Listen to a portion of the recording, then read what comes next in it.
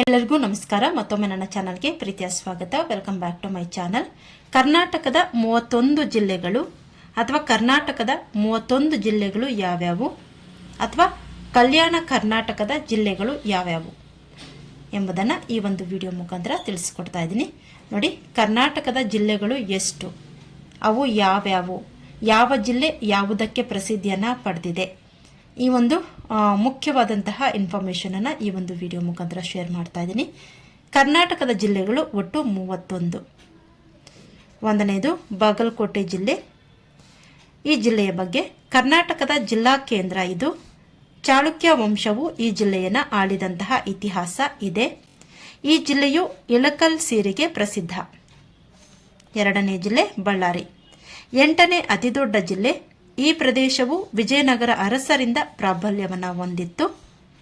ಬಳ್ಳಾರಿ ಜಿಲ್ಲೆಯ ಕೋಟೆಯು ಪ್ರಸಿದ್ಧಿಯನ್ನು ಪಡೆದಿದೆ. 3. ಬೀದರ್. ಬೆಟ್ಟದ ತುದಿಯಲ್ಲಿರುವ ಈ ನಗರವು ಬಿದಿರು ಮತ್ತು ಕರಕುಶಲ ಕಲೆಗೆ ಹೆಸರುವಾಸಿಯಾಗಿದೆ. ಇದು ಶ್ರೀಮಂತ ಇತಿಹಾಸವನ್ನು ಹೊಂದಿದೆ. ಹಾಗೆಯೇ ಸಿಖ್ ಯಾತ್ರಾ ಪ್ರದೇಶ ಸ್ಥಳ ಇದು. ತಂಪು ಮತ್ತು ತೇವಾಯುತ ಸ್ಥಳ ಕೂಡ ಆಗಿದೆ. ನೆಕ್ಸ್ಟು ಬೆಂಗಳೂರು. ಭಾರತದ ಅತಿದೊಡ್ಡ 5ನೇ ನಗರ. ಅತಿ ಹೆಚ್ಚು ಜನಸಂಖ್ಯೆಯಲ್ಲಿ 3ನೇ ಸ್ಥಾನ ಪಡೆದಿದೆ. ಜಗತ್ತಿನ ಮಾಹಿತಿ ತಂತ್ರಜ್ಞಾನ ಕ್ಷೇತ್ರಕ್ಕೆ ಮಹತ್ವದ ಕೊಡುಗೆ ನೀಡುತ್ತಿರುವ ಇದು ಸಿಲಿಕಾನ್ ಸಿಟಿ ಎಂದೇ ಪ್ರಸಿದ್ಧಿಯನ್ನು ಪಡ್ಕೊಂಡಿದೆ. ನೆಕ್ಸ್ಟು 5ನೇದು ಬೆಂಗಳೂರು ಗ್ರಾಮಾಂತರ. ಬೆಂಗಳೂರು ಗ್ರಾಮಾಂತರ ಇದೊಂದು ಕೃಷಿ ಜಿಲ್ಲೆಯಾಗಿದ್ದು ಕೈಗಾರಿಕೆ, ಡೈರಿ, ರೇಷ್ಮೆ ಕೃಷಿಗೆ ಕೊಡುಗೆ ನೀಡಿದೆ. ಕೃಷಿ ಮತ್ತು ತೋಟಗಾರಿಕೆಗೆ ಪ್ರಸಿದ್ಧಿಯಾಗಿದೆ. ಯಾವುದು? ಬೆಂಗಳೂರು ಗ್ರಾಮಾಂತರ. 6. ಬೆಳಗಾವಿ. ಬೆಳಗಾವಿ 2ನೇ ಶತಮಾನದ ಪ್ರಾಚೀನ ಇತಿಹಾಸವನ್ನು ಒಳಗೊಂಡಿದೆ. ಈ ಜಿಲ್ಲೆ ಶ್ರೀಮಂತ ಸಂಸ್ಕೃತಿಯ ನಗರವಾಗಿದೆ.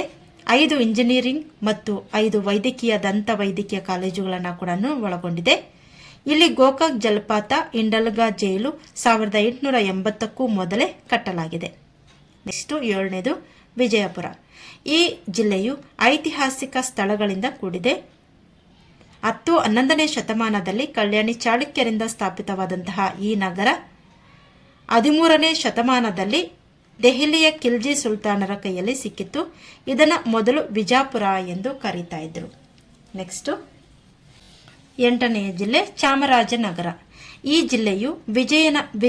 ಜಿಲ್ಲೆಯು ವಿಜಯ ಪಾರ್ಶ್ವನಾಥ ಬಸದಿ ಮತ್ತು ಜೈನ ದೇವಾಲಯಗಳನ್ನು ಒಳಗೊಂಡಿದೆ.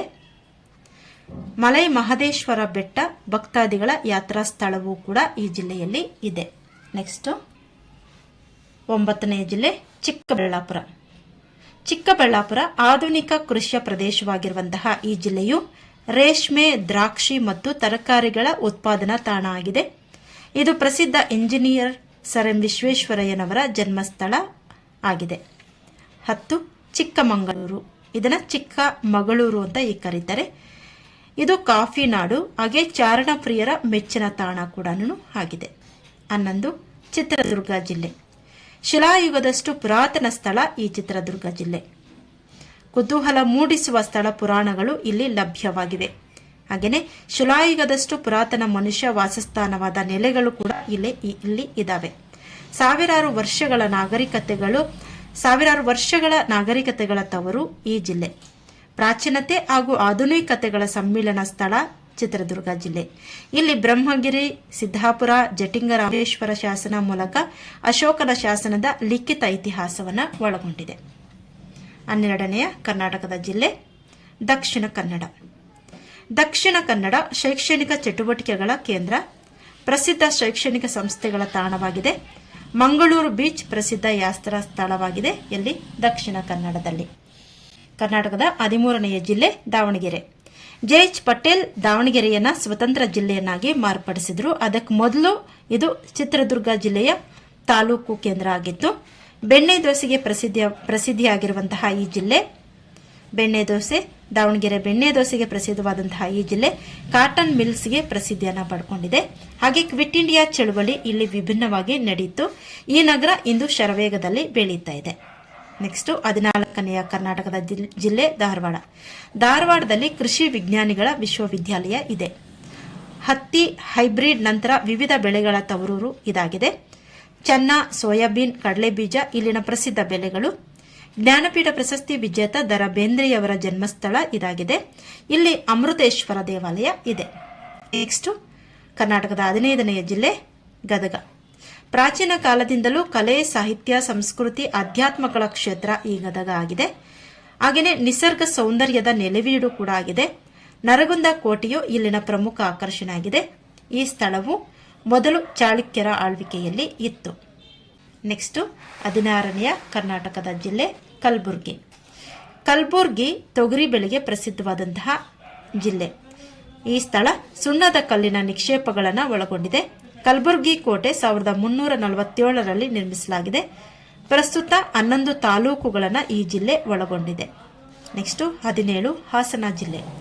ಹಾಸನ ದಕ್ಷಿಣ ಭಾರತದ ವಿಸ್ತಾರ ಆಳ್ವಿಕೆಯನ್ನೊಳಗೊಂಡಂತಹ ಮತ್ತು ಬಲಿಷ್ಠ ಸಾಮ್ರಾಜ್ಯಗಳಲ್ಲಿ ಒಂದಾಗಿರುವಂತಹ ಈ ಜಿಲ್ಲೆಯಲ್ಲಿ ಹೊಯ್ಸಳರು ತಮ್ಮ ಆಳ್ವಿಕೆಯ ಉತ್ತುಂಗದಲ್ಲಿ ಹಾಸನ ಜಿಲ್ಲೆಯ ಆಡಳಿತ ಕೇಂದ್ರವಾಗಿ ಸ್ಥಾಪಿಸಿಕೊಂಡಿದ್ರು. ಹಾಗೆ ಬೇಲೂರಿನ ಗೊಮ್ಮಟೇಶ್ವರ ದೇವಾಲಯ ವಿಶ್ವ ಪ್ರಸಿದ್ಧವಾಗಿದೆ, ಇರುವಂತಹದ್ದು ಹಾಸನ ಜಿಲ್ಲೆಯಲ್ಲಿ. 18 ಹಾವೇರಿ ಜಿಲ್ಲೆ. ಸಂತ ಶಿಶುನಾಳ ಶರೀಫರ ಜನ್ಮಸ್ಥಳ, ಕನಕದಾಸರ ಜನ್ಮಸ್ಥಳ, ಸರ್ವಜ್ಞ ಕವಿಯ ಜನ್ಮಸ್ಥಳ ಹಾವೇರಿ ಜಿಲ್ಲೆ. ಹಾಗೆ ಹಾನಗಲ್ ಶಿವಕುಮಾರ್ ಶಿವಯೋಗಿಗಳ, ಗಾನಯೋಗಿ ಪಂಚಾಕ್ಷರ ಗವಾಯಿಗಳ ತವರೂರು. ಹಾಗೆ ಜ್ಞಾನಪೀಠ ಪ್ರಶಸ್ತಿ ವಿಜೇತ ದಿ.ಕೃ. ಗೋಕಾಕರು ಜನಿಸಿದ ಹೆಮ್ಮೆಯ ಜಿಲ್ಲೆ ಹಾವೇರಿ. ನೆಕ್ಸ್ಟ್ 19ನೇ ಕರ್ನಾಟಕದ ಜಿಲ್ಲೆ ಕೊಡಗು ಜಿಲ್ಲೆ. ಕೊಡಗು ಕರ್ನಾಟಕದ ಜೀವನದಿ ಕಾವೇರಿಯ ಉಗಮ ಸ್ಥಳ ಆಗಿದೆ. ಕೊಡಗು ಜುಲೈ ಮತ್ತು ಆಗಸ್ಟ್ನಲ್ಲಿ ಮಳೆಯ ತೀವ್ರತೆ ಅಧಿಕವಾಗಿರುವಂತಹ ಜಿಲ್ಲೆ ಆಗಿದೆ. ಲಕ್ಷ್ಮಣ ತೀರ್ಥದ ಉಗಮ ಸ್ಥಾನ ಕೊಡಗು ಜಿಲ್ಲೆ ಆಗಿದೆ. ನೆಕ್ಸ್ಟ್ ಕರ್ನಾಟಕದ 20ನೆಯ ಜಿಲ್ಲೆ ಕೋಲಾರ ಜಿಲ್ಲೆ.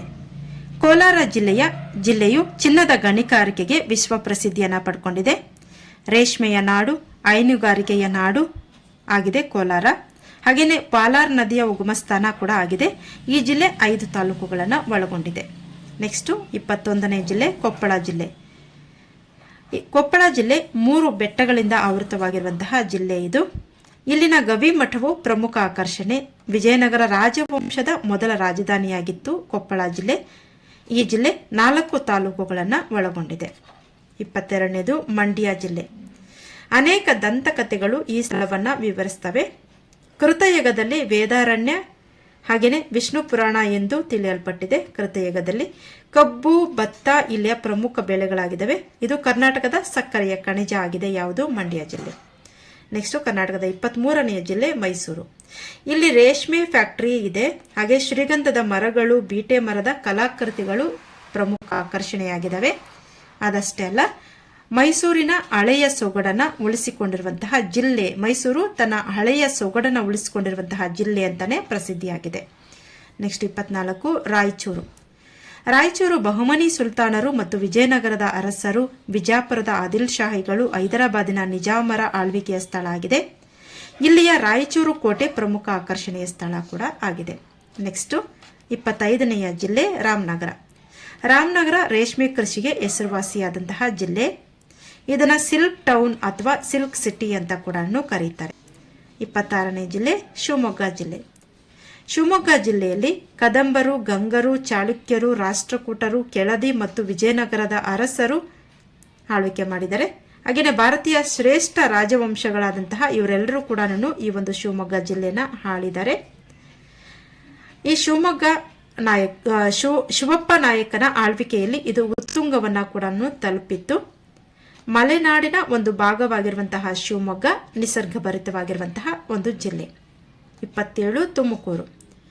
ತುಮಕೂರು 300 ವರ್ಷಗಳ ಇತಿಹಾಸವನ್ನು ಹೊಂದಿರುವಂತಹ ತುಮಕೂರು ತೆಂಗು ಮತ್ತು ರಾಗಿ ಬೆಳೆಗೆ ಹೆಸರುವಾಸಿಯಾಗಿದೆ. ಇದನ್ನು ಕಲ್ಪತರು ನಾಡು ಎಂದು ಕೂಡ ಕರೀತಾರೆ. ಅಮರಶಿಲ್ಪಿ ಜಕಣಾಚಾರಿಗಳ ಜನ್ಮಸ್ಥಳ ಕೂಡ ಈ ತುಮಕೂರು. ಈ ತುಮಕೂರು ಇಲ್ಲಿ 19 ಹೊಯ್ಸಳ ದೇವಾಲಯಗಳನ್ನು ನಾವು ಕಾಣಬಹುದು. ಎಲ್ಲಿ ಅಂದರೆ ತುಮಕೂರಿನಲ್ಲಿ 19 ಹೊಯ್ಸಳ ದೇವಾಲಯಗಳನ್ನು ನಾವು ಕಾಣಬಹುದು. ಯಡಿಯೂರು ಸಿದ್ಧಲಿಂಗೇಶ್ವರ ಕ್ಷೇತ್ರ ವೀರಶೈವ ಪುಣ್ಯಕ್ಷೇತ್ರ ಆಗಿದೆ. ಎಲ್ಲಿ ಇರ್ತಕ್ಕಂತಹದ್ದು? ತುಮಕೂರಿನಲ್ಲಿ. ನೆಕ್ಸ್ಟ್ 28ನೇಯ ಜಿಲ್ಲೆ ಉಡುಪಿ ಜಿಲ್ಲೆ. ಉಡುಪಿ ಜಿಲ್ಲೆಯಲ್ಲಿ ಮಲ್ಪೆ ಬೀಚ್ ಇದೆ.